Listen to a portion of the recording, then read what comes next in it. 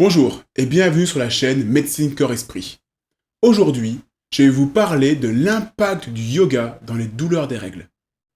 Les douleurs menstruelles ou les douleurs des règles n'ont souvent pas de cause médicalement identifiable. Et dans ce cas, elles prennent le nom médical de dysménorrhée primaire. Les dysménorrhées primaires, selon certaines études, touchent jusqu'à 90% des femmes en âge de procréer. 20 à 25% des jeunes femmes atteintes de douleurs menstruelles déclarent que celles-ci ont un impact péjoratif sur leur qualité de vie. Ces douleurs sont la principale cause d'absence scolaire et professionnelle. Le traitement classique de ces douleurs menstruelles comporte des anti-inflammatoires non stéroïdiens et ou la pilule contraceptive. Mais le taux d'échec de ces traitements est relativement élevé. Il est évalué jusqu'à 25%. Une large synthèse d'études scientifiques réalisées en 2009 avait d'ailleurs démontré qu'il existait des preuves limitées d'amélioration de la douleur avec des pilules contraceptives. Le yoga se montre utile dans la prévention des douleurs des règles.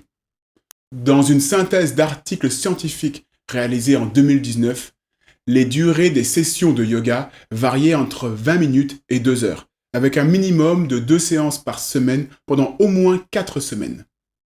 Qu'est-ce qui explique l'efficacité du yoga dans cette problématique douloureuse? On pense généralement que la cause des douleurs menstruelles provient d'une élévation anormale de certaines hormones appelées les prostaglandines. Les prostaglandines sont des hormones impliquées dans de nombreuses réactions de l'organisme. Contrairement aux autres hormones, les prostaglandines ne sont pas synthétisées continuellement dans les tissus. Elles le sont qu'en cas de stimulus spécifique de l'organisme, comme une réaction inflammatoire ou une réaction hormonale ou d'autres phénomènes. Par exemple, elles ont un rôle dans le système digestif pour générer les diarrhées ou des vomissements lorsque la personne est malade. Chez les femmes, elles ont pour rôle d'expulser le sang en dehors de l'utérus pendant les règles. Mais cette augmentation induit une trop grande activité du muscle de l'utérus, associée à une baisse de perfusion de cet organe. Et lorsqu'un tissu est moins perfusé, généralement, cela entraîne de la douleur. C'est ce qui se passe d'ailleurs dans l'infarctus du myocarde. La douleur thoracique est forte parce que le muscle du cœur est moins irrigué, moins perfusé. Donc la pratique du yoga, en baissant la production de prostaglandines, permet de limiter la baisse de la perfusion de l'utérus et par ce biais, limiter la douleur. J'espère que ces explications vous auront intéressé. Les liens des études nous ayant permis de réaliser cette vidéo sont dans le descriptif.